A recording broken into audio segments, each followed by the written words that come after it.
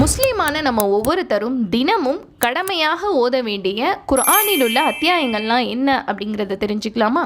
அஸ்ஸலாமு அலைக்கும் வரஹ்மத்துல்லாஹி வபரகாத்துஹு. முதலாவதாக சூரத்துல் ஃபாத்திஹா. இந்த சூறாவை நம்ம ஓதுறதுக்கு நிறைய சிறப்புகள் இருக்குது. அதில் முக்கியமாக ஒரு சிறப்பு சொல்லணும் அப்படின்னா, இந்த சூறா நமக்கு ஓதுறதுனால நோய் நிவாரணியை அளிக்கக்கூடியதாக இருக்குது. சுபஹானல்லாஹ். செகண்ட் நம்ம ஓத வேண்டியது சூரா பக்கரால இருக்கக்கூடிய கடைசி 2 வசனங்கள். இந்த 2 வசனங்கள் நம்ம ஓதுறதுனால எந்த விதமான ஷைத்தானுடைய தீங்கும் பாதிப்பும் நமக்கு இருக்காது. அது மட்டும் இல்லாமல் இந்த 2 வசனங்களை ஓதி துவா செய்கிறதுனால நம்மளுடைய துவாக்கள் வெகு விரைவில் அங்கீகரிக்கப்படும். மூணாவதாக நம்ம ஓத வேண்டியது ஆயத்துல் குர்சி. ஆயத்துல் குர்சி ஓதுறதுனால எப்போதுமே நமக்கு ஒரு வானவர் துணைக்கு இருப்பாங்க. ஸோ நமக்கு எந்த விதமான தீங்குகளும் ஏற்படாது. நான்காவதாக நம்ம ஓத வேண்டியது சூரத்து சஜ்தா. இது நபி ஸல்லல்லாஹு அலைஹி வஸல்லம் அவங்களுடைய சுன்னா. ஒவ்வொரு இரவு தூங்க போகிறதுக்கு முன்னாடியும் நபி ஸல்லல்லாஹு அலைஹி வஸல்லம் அவங்க இந்த சூறாவை ஓதுவாங்க.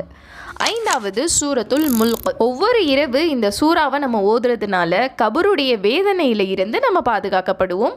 மேலும் இது நபி ஸல்லல்லாஹு அலைஹி வஸல்லம் அவங்க தினமும் செஞ்ச ஒரு அமல். 6, 7 மற்றும் 8வது சூரத்துல் ஃபலக், சூரத்துல் இக்லாஸ், சூரத்துல் நாஸ். இந்த 3 அத்தியாயங்களையும் நபி ஸல்லல்லாஹு அலைஹி வஸல்லம் அவங்க தூங்க போகிறதுக்கு முன்னாடி ஓதுவாங்க.